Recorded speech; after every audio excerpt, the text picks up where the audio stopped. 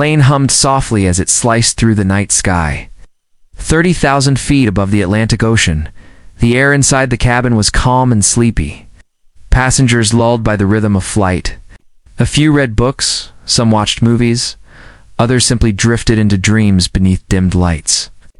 It was one of those perfectly uneventful flights until the stillness shattered.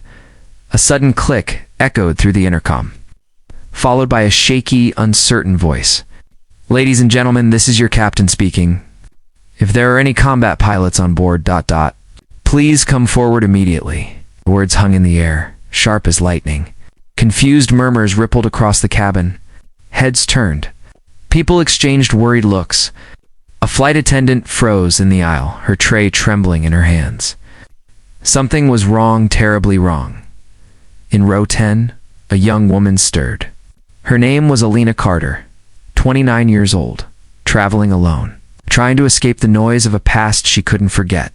Dressed simply in jeans and a hoodie, she blended in perfectly, just another weary traveler. But beneath that quiet exterior was a history that no one on that plane could have imagined. 2 years earlier, Alina had been a decorated Air Force fighter pilot, call sign Viper. She had flown F-16s through chaos, lightning and fire, surviving missions that claimed lives of pilots stronger and braver than most could ever be. But her last mission had gone horribly wrong, leaving her with guilt that haunted every waking hour. She'd walked away from the uniform, promising herself never to touch a cockpit again.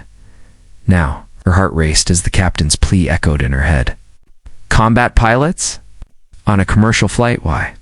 Every instinct told her to stay seated, stay invisible, let someone else handle it. But the tremor in that captain's voice? She knew what desperation sounded like. It was the sound of someone on the edge, fighting to hold on to control. Alina unbuckled her seatbelt. The metallic click drew a few glances, but she ignored them. As she stood, whispers followed, soft, uncertain. What's happening? Is she going up there? Did the captain say combat pilot? She moved down the aisle with quiet determination, steady and unflinching. When she reached the cockpit door, the flight attendant hesitated to stop her, but something in Alina's eyes made her step aside. Inside, chaos reigned.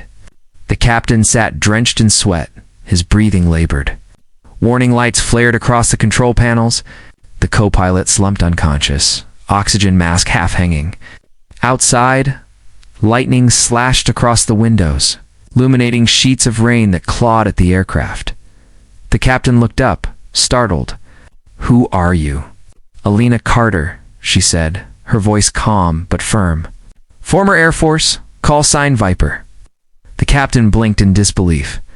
She cut him off. "Move. I'm taking the right seat." He hesitated only a moment before nodding. Alina slid into position, her hands automatically finding the controls. The storm growled like a living beast outside. Instruments flickered. The plane shuddered violently. "Autopilot's gone," the captain said. "Hydraulics failing. I can barely keep her level." "Then we don't rely on systems," Alina replied, her voice steady. "We rely on skill." Her fingers danced over the instruments, recalibrating trim, adjusting thrust manually. The jet felt sluggish, unresponsive, a far cry from the nimble fighter craft she once commanded. But flying was flying. The fundamentals never left you. "Left engine unstable," she muttered. "Balance the load, compensate manually." The captain followed her commands, eyes wide. For the first time since the storm hit, there was control, fragile but real. Outside, thunder cracked like artillery. Passengers screamed as the aircraft jolted downward before stabilizing again. Oxygen masks dangled, children cried, and somewhere in the chaos, a little girl clutched her mother's arm and whispered, "Mommy, is someone saving us?" Alina's focus narrowed. The world beyond the cockpit didn't exist anymore, only dials, wind speeds, and the trembling horizon. She'd been here before, in different skies, under different kinds of fire.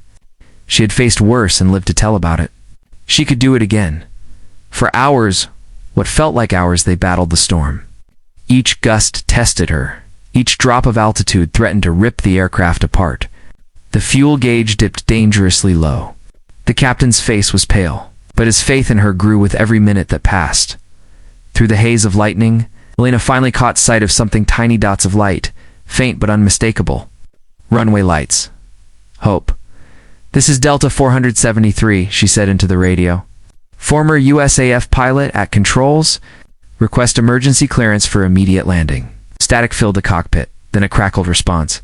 "Copy that, Viper. You're cleared to land." "We've got you," the plane roared as she aligned it with the runway. Crosswinds slammed them from the side, fighting every inch of descent. The passengers below held hands, whispered prayers, wept in silence. The flight attendants braced for impact. "Steady," Alina murmured, voice low but firm. "Easy.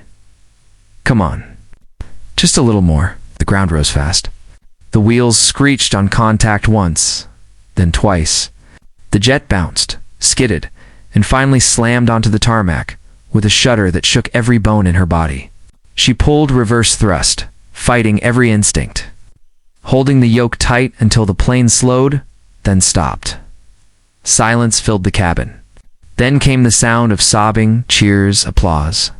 People unbuckled and stood, trembling with relief. The captain looked at Alina, eyes glassy with tears. "You just saved 300 lives, he whispered. Alina leaned back, exhausted, her hands trembling. "No," she said softly. "They saved me." For years, she had carried the guilt of the lives she couldn't save.